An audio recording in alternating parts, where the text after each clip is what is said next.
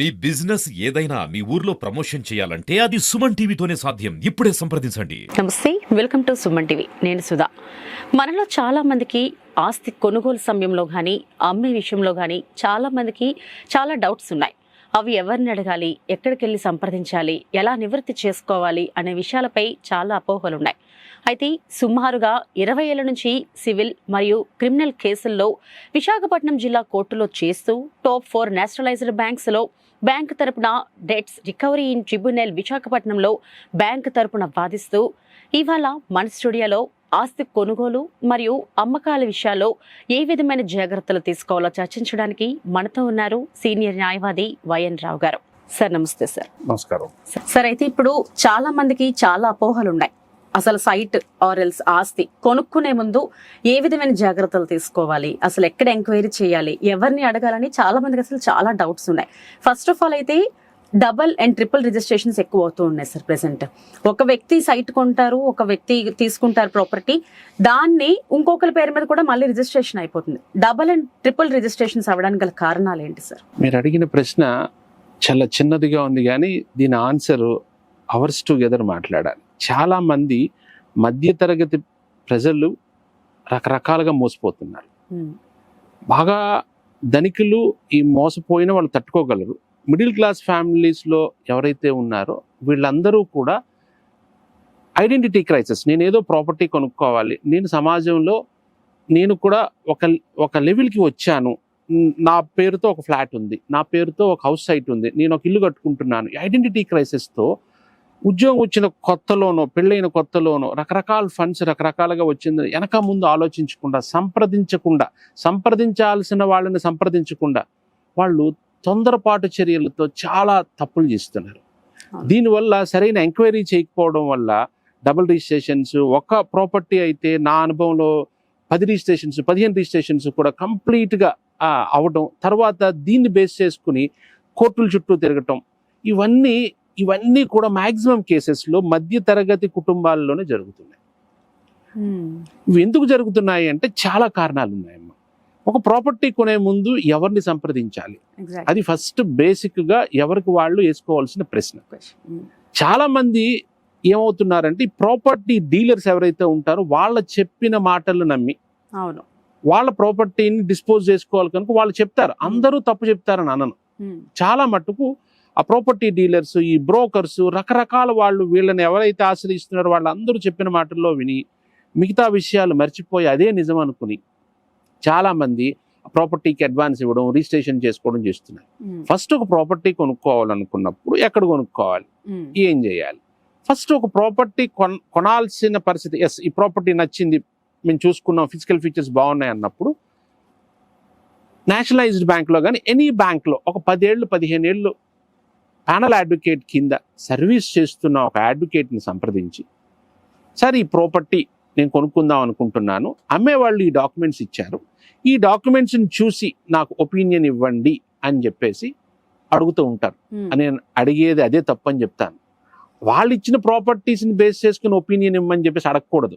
ఈ ప్రాపర్టీ నేను కొనుక్కుంటున్నాను, వాళ్ళు ఇచ్చిన కాగితాలు ఇవే, పూర్తిగా ఆలోచించి పూర్తిగా దీని మీద మీరు ఇన్వెస్టిగేట్ చేసి ఈ ప్రాపర్టీని కొనుక్కోవచ్చో కొనుక్కోకూడదో అని చెప్పేసి నాకు సలహా ఇవ్వండి, ఒపీనియన్ ఇవ్వండి అని అడగాలి. చాలా మంది ఏం చేస్తున్నారంటే వాళ్ళు ఇచ్చిన డాక్యుమెంట్స్ ఇస్తున్నారు, ఆ లాయర్ గారు ఏం చేస్తున్నారు, ఆ డాక్యుమెంట్స్ అన్ని కూడా చదివి బాగుంటే బాగున్నది అంటున్నారు, బాగోలేకపోతే బాగోలేదని చెప్తున్నారు. ఆ డాక్యుమెంట్స్ ని బేస్ చేసుకుని ఒపీనియన్ ఎప్పుడు తీసుకోకూడదమ్మా. అసలు పూర్తిగా 100% ఇది కొనుక్కోవచ్చో కొనుక్కోకూడదా అని చెప్పేసి ఆ లాయర్ గారిని అడిగితే ఆ లాయర్ గారు దాని మీద సమగ్రంగా డాక్యుమెంట్స్ మనమే తెచ్చి ఇవ్వాలి. ఆ లాయర్ గారు ఎక్కడికి వెళ్ళి డాక్యుమెంట్స్ తెచ్చుకునే పరిస్థితి ఉండదు. చాలా మంది ఏం చేస్తారంటే రకరకాల డాక్యుమెంట్స్ లాయర్ గారు అడుగుతున్నారనే ఉద్దేశంతో తొందరగా, ఒపీనియన్ అనేది ఒక తంతు కాదమ్మా, మీ లైఫ్ని డిసైడ్ చేసే ఒక ఫ్యాక్టర్. చాలా మంది ఏం చేస్తున్నారు, కొనుక్కున్న తర్వాత చిక్కుల్లోకి వెళ్తున్నారు. మళ్ళీ ఆ లాయర్ గారి దగ్గరికి వెళ్ళి, ఏమంటే మీరు ఒపీనియన్ ఇచ్చారు కదా, మరి ఇదేంటి ఇలా అయిందంటే, నువ్వు ఇచ్చిన కాగితాలను బట్టి నేను ఒపీనియన్ ఇచ్చాను తప్ప వేరే విధంగా నాకు నువ్వు ఆస్కారం ఇవ్వలేదు, వేరే విధంగా చూసి చెప్పమని నువ్వు చెప్పలేదు అని చెప్పేసి చాలా కేసెస్లో నేను విన్నాను. అది కాదమ్మా, మీరు అడగాల్సిన ప్రశ్న ఏమిటంటే, అమ్మేవాడు ఈ డాక్యుమెంట్స్ ఇచ్చాడు, ఇది పూర్తిగా బాగుందా లేదా అని చెప్పేసి చెప్పండి అంటే ఆ లాయర్ గారు పూర్తిగా దాన్ని రకరకాల కోణాల్లో దగ్గరగా 100 నుంచి 150 కోణాల్లో ఒక ప్రాపర్టీని చూడాలి. అవన్నీ చూసి అంటే ఏంటి, అమ్మే వాళ్ళందరూ వచ్చి ఈ ప్రాపర్టీని అమ్ముతున్నారా? ఫర్ ఎగ్జాంపుల్ ఇది ఇన్హెరిటెంట్ గా అంటే పూర్వార్జితం, అంటే తాత తండ్రుల దగ్గర నుంచి వచ్చినప్పుడు ప్రాపర్టీ, అందులో ఒక 5గురు మీకు రిజిస్ట్రేషన్ చేస్తున్నారని అనుకుందాం. అనుకున్నప్పుడు ఈ 5గురైనా ఓనర్స్ అనే ప్రశ్న లాయర్ గారికి రావాలి, మీకు రావాలి. అవును. ఇప్పుడు ఫర్ ఎగ్జాంపుల్ ఒక అతను అది తాత తండ్రుల దగ్గర నుంచి వచ్చినప్పుడు ఒక తండ్రికి 5గురు పిల్లలు అయితే 5గురు పిల్లలు వచ్చారా, లేదా 4గురే వచ్చారా, 3గురే వచ్చారా, తర్వాత ఇంకొకటి. అందులో ఆడపిల్లలు ఉంటే జనరల్ గా ఆడపిల్లలు పెళ్లి అయిపోయిన తర్వాత వాళ్ళ అత్తవారింటికి వెళ్ళి అక్కడ కాపురం చేస్తూ ఉంటారు. చాలా మంది అన్నదమ్ములు ఏం చేస్తారంటే, మోస్ట్ ఆఫ్ పీపుల్, అందరూ అని చెప్పను, ఈ ప్రాపర్టీ అమ్ముతున్నట్టుగా వాళ్ళకి చెప్పరు. ఏమైనంటే మ్యారేజ్ అయిపోయింది కదా, నీకు ఇవ్వాల్సిన సారీ సీరీ ధనం అన్ని ఇచ్చేసాం, ఇక్కడ నీకు సంబంధం లేదని చెప్తారు. బట్ లీగల్ గా తప్పు. లీగల్ గా అమ్మాయి కాపురానికి వెళ్ళిపోయినా, ఫారిన్ వెళ్ళిపోయినా కూడా ఇది ఇన్హెరిటెంట్ గా తాత తండ్రుల దగ్గర నుంచి వస్తుంది కనుక ఆ అమ్మాయికి ఆ ప్రాపర్టీ మీద రైట్ ఉంటుంది. అది చెక్ చేయకుండా కొన్నప్పుడు ఏమవుతుందండి, ఆ ప్రాపర్టీలో ఆ అమ్మాయి ఎప్పుడైనా కేసు వేయచ్చు. ఆ కేసు వేసింది అనుకోండి, మనం కొనేసుకుంటాం ప్రాపర్టీ, మనం డబ్బులు ఇచ్చేస్తాం, ఆ ప్రాపర్టీ మనకు వచ్చేస్తుంది, మనం అన్ని విధాలుగా కొనుక్కున్నాం. కానీ ఇక్కడ ఏమైంది, ఆ అమ్మాయి ఆడపిల్లలు రాలే, మగవాళ్లే అమ్మారు. రెండోది, మగపిల్లలు కూడా అందరూ ఒక్కోసారి రారు, కొంతమంది ఫారిన్ లో ఉండొచ్చు, వాళ్ళ గురించి వీళ్ళు చెప్పరు, వాడికి తెలియకుండా అమ్ముతాడు. రెండోది ఏమిటి, ఎవరో బోర్డర్ లో ఉండొచ్చు, అతను ఏదో ఆర్మీలోనో నేవీలోనో ఎక్కడో పనిచేసి అతనికి లీవ్ దొరకకపోవచ్చు, అతను రాకపోవచ్చు, వాళ్ళు ఉండకపోవచ్చు. లేదా ఆ అన్నదమ్ముల్లో కొంతమంది ఒకళ్ళిద్దరు చనిపోవచ్చు, ఆ విడో కోడలకి చెప్పరు వీళ్ళు, అవును, ఆ ప్రాపర్టీ అమ్మేస్తారు. ఇలాగా చాలా కోణాల్లో మనం ఫస్ట్ చూడాల్సింది ఏమిటంటే, మనకి ఎవరైతే అమ్ముతున్నారో వాళ్ళందరూ వచ్చారా, ఇంకెవరైనా రైట్ ఉండి రాకుండా ఉండిపోయారా చూడాలి. దీనికంటే ముందు ప్రశ్న ఏం వేసుకోవాలంటే, ఆలోచించాలంటే, అసలు ఈ ప్రాపర్టీ అమ్ముతున్న వ్యక్తులకు కానీ వ్యక్తికి కానీ అసలు వాళ్ళకి అది సంక్రమించిందా, వాళ్ళకి అది దఖలపడిందా, లేదంటే ఎవరి నుంచి వీళ్ళు కాదమ్మా, కొనుక్కుంటే మళ్ళీ వీళ్ళకి దఖలపడినట్టే. అలా కాకుండా రైట్ లేకుండా కొంతమంది అమ్మేస్తూ ఉంటారు. అంటే ఏంటి, పార్టీషన్ అయిపోతుంది. అంటే ఫర్ ఎగ్జాంపుల్ ఒక ఫ్యామిలీ ఉంటుంది, ఎర్రంశెట్టి ఫ్యామిలీ అనుకుందాం, వాళ్ళకి ఒక పార్టీషన్ డీడ్ ఉంటుంది. పెద్ద అన్నగారికి ఇది, చిన్న అన్నగారికి ఇది, మూడో అన్నగారికి ఇది అని చెప్పేసి. పెద్ద అన్నగారి ప్రాపర్టీ పెద్ద అన్నగారు ఎప్పుడు అమ్మేసుకున్నారు. ఈ రెండో అన్నగారు ఊళ్ళో ఉండకపోవడం అడ్వాంటేజ్ గా తీసుకుని ఊళ్ళో ఎవరిని అడిగినా ఇది ప్రాపర్టీ ఎవరిదంటే ఎర్రంశెట్టి వాళ్ళదే అని చెప్తారు. కానీ రికార్డ్స్ లో కూడా అదే చెప్తారు. కానీ ఇతను ఏం చెప్తాడు, ఈ ప్రాపర్టీ నాకు వచ్చింది, నా వాటాకు వచ్చింది, నేను అమ్ముతున్నాను అంటాడు. అంటే ఏమిటి, రైట్ ఉంటది కానీ అబ్సల్యూట్ రైట్ ఉండదు. ఈ ఫ్యామిలీకి సంబంధించిందే కానీ ఇతంది కాదు. అర్థమవుతుందని ఇది. రెండోది ఇంకోటి అంటే, కొంతమంది కనిపించిన వాళ్ళందరికీ అగ్రిమెంట్స్ చేసేస్తారు. అవును, అన్రిజిస్టర్డ్ అగ్రిమెంట్స్. అవి ఎక్కడ మనం వెతకడానికి లీగల్ గా కనిపించదు. అవును. ఈ అగ్రిమెంట్ ని బేస్ చేసుకుని కొంతమంది దావాలు ఇస్తారు. అంటే మీకు పలానా అప్పుడు నాకు నువ్వు అగ్రిమెంట్ చేసావు, నువ్వు నాకు అమ్ముతానన్నావు, ఫుల్ సేల్ కన్సిడరేషన్ తీసుకున్న ప్రబుద్ధులు ఉంటారు, లేదా పార్ట్ కన్సిడరేషన్ తీసుకున్న వాళ్ళు ఉంటారు. వాళ్ళు ఏం చేస్తారు, లేటర్ డేట్ లో వీళ్ళందరూ బయటకు వస్తారు. సార్, అంటే ఇప్పుడు అగ్రిమెంట్ చేసుకున్న తర్వాత అంటే ఒక 50% అమౌంట్ ఇస్తారు ఫస్ట్, రిజిస్ట్రేషన్ అవ్వదు కదా వాళ్ళ పేరు మీద. కానీ లీగల్ రైట్ ఎస్టాబ్లిష్ అయిపోతుంది కదమ్మా. అంటే అగ్రిమెంట్ ద్వారా వాళ్ళకి రావాల్సిన, అగ్రిమెంట్ దారుడికి రావాల్సిన లీగల్ రైట్ అక్కడ ఎస్టాబ్లిష్ అయిపోతుంది. అక్కడ అందులో టైం చెప్తాడు, మెన్షన్ చేస్తాడు, పలానా తారీఖు లోపల వచ్చి నేను రిజిస్ట్రేషన్ చేయించుకుంటాను అని చెప్పేసి. ఆ టైం వరకు అతనికి ఆ ప్రాపర్టీ మీద రైట్ ఉంటుంది. రిజిస్ట్రేషన్ కానంత మాత్రాన ఆ ప్రాపర్టీ ఫ్రీ ఫ్రమ్ ఆల్ ఎన్కంఫరెన్సెస్ అన్న చెప్పడానికి వీల్లేదు.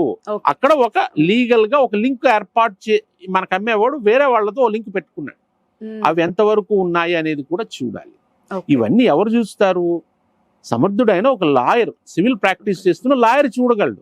చాలా మట్టుకు ఇప్పుడు ఏం చేస్తున్నారు అంటే, లాయర్ ని సంప్రదించట్లేదు. ఎప్పుడు సంప్రదిస్తున్నారు, కేసు పడిందని సంప్రదిస్తున్నారు. దానివల్ల ఏమవుతుంది, అంతా జరిగిపోయిన తర్వాత, డబ్బు నష్టపోయిన తర్వాత కోర్టుల చుట్టూ తిరిగి కోర్టుల లిటిగేషన్స్ పెరిగిపోతున్నాయి.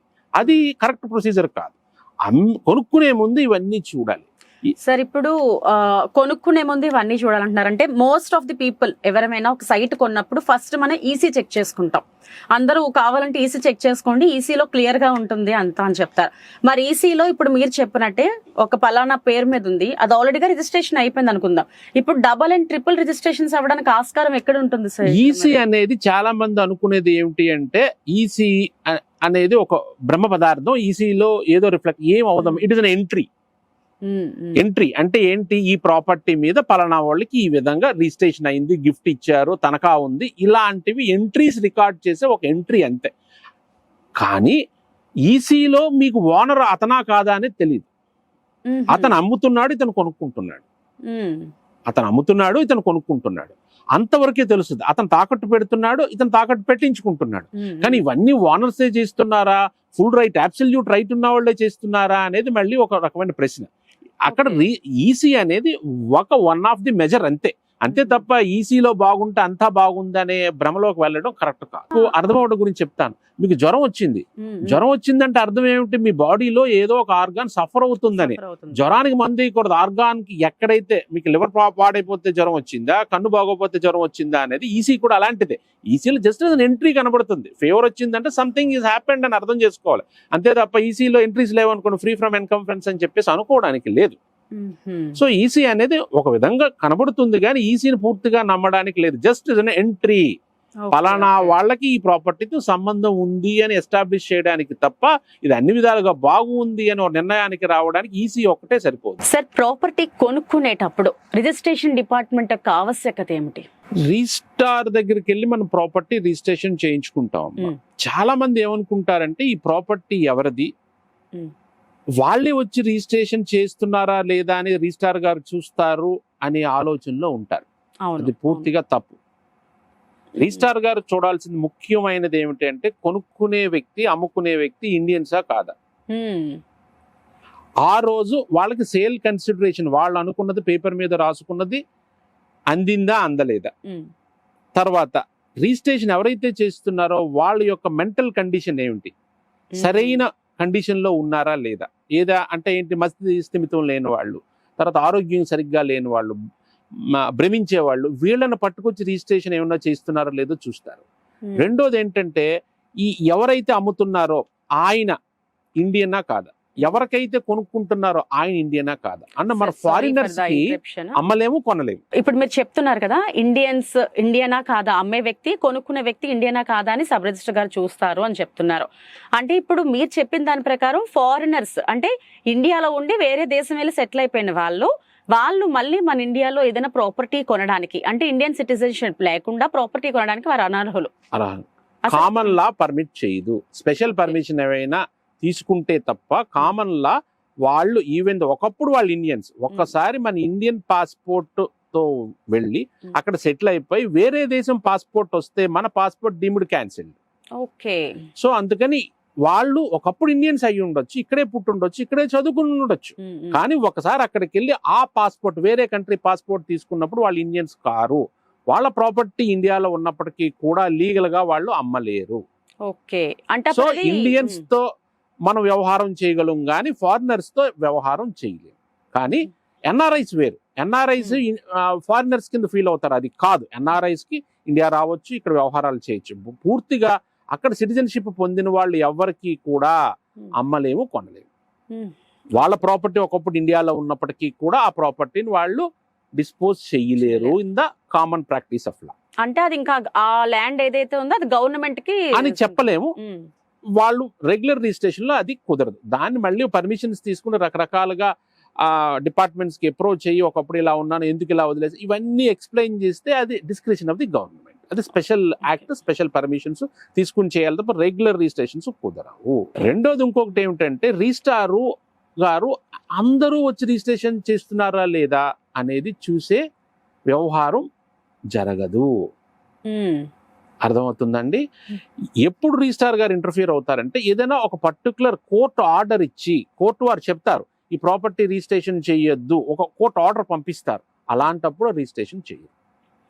అలాంటి వాటిల్లోనే రిజిస్ట్రార్ గారు ఇంటర్ఫియర్ అవుతారు తప్ప రెగ్యులర్ గా మీరు కొనుక్కునే ప్రతి దానికి అమ్మేవాళ్ళు ఆ రైట్ఫుల్ ఓనరా, అందరూ ఓనర్స్ వచ్చే అమ్ముతున్నారా, కొనుక్కుంటున్నారా అనేది చూసే వ్యవహారం జనరల్ గా రిజిస్ట్రార్ ఆఫీస్ లో జరగదు. అందుకని ఓకే.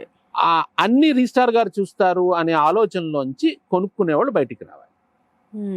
సార్ అసలు రిజిస్ట్రేషన్ చట్టం ఏం చెప్తుంది సార్? అసలు రిజిస్ట్రేషన్ చట్టం ఏం చెప్తుందంటే మనకి ఉన్న కామన్ ఎమ్యూనిటీస్ కి ఏదైతే ఉన్నాయో, మనకు రోడ్స్ కానీ ఇంకోటి కానీ వీటికి జనరల్ గా రెవెన్యూ ఎక్కడి నుంచి జనరేట్ అవుతుంది? మనం కట్టే ట్యాక్స్, ట్యాక్సెస్ నుంచి స్టాంప్ డ్యూటీస్, రకరకాల పన్నులు, ఇవన్నాటిల నుంచి కూడా గవర్నమెంట్ ఏమి సంపాదించదు. గవర్నమెంట్ ఏమి డబ్బులు సంపాదించే పనులు జనరల్ గా చేయదు. ఇవన్నీ కూడా ట్యాక్స్లు. అలాంటి సోర్సే ఇది.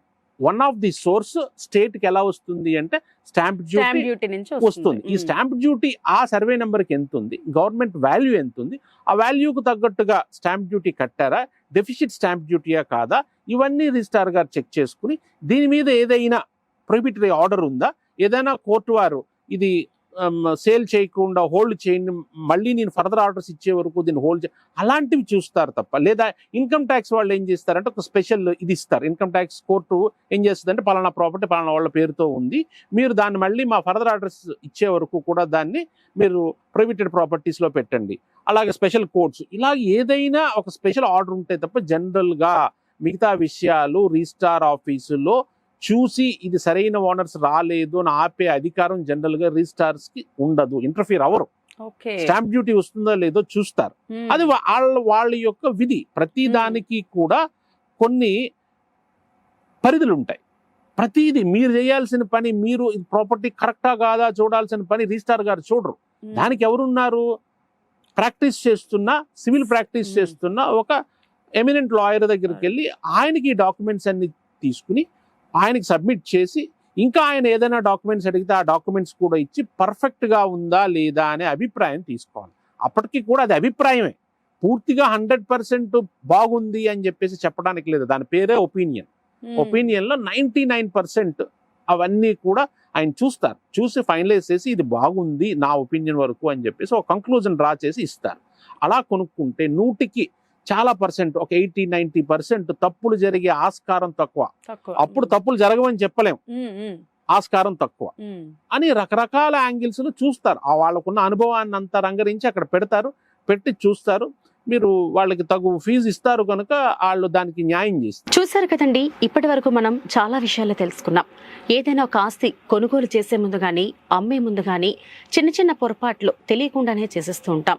తర్వాత జీవితకాలం బాధపడాల్సిన పరిస్థితులు ఏర్పడుతున్నాయి.